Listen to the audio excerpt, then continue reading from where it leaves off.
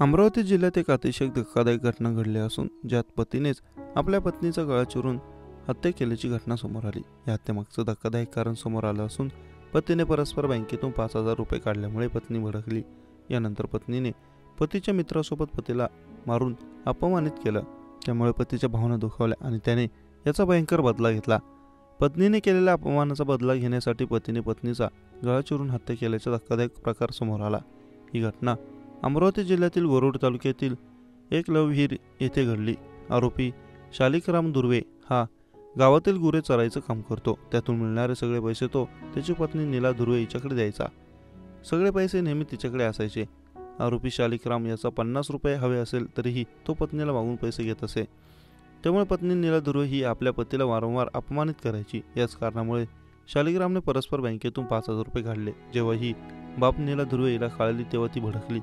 यानंतर पत्नी नीला दुर्वे हिने पती शालिकराम दुर्वे याला मित्रासमोरच मारून अपमानित केलं। पत्नीने मित्रासमोर मारल्याने पतीला राग अनावर झाला आणि त्यामुळे आरोपी शालिकराम दुर्वे यांनी पत्नीची गळा चिरून हत्या केली। पत्नीच्या हत्येनंतर त्याने तिचा मृतदेह जंगलात नेऊन फेकल्याची धक्कादायक बाब समोर आली। हे प्रकरण उघड होताच आरोपी पती शालिकराम दुर्वे याला वरुड पोलिसांनी अटक केली असून या घटनेने परिसरात एकच खळबळ उडाली आहे।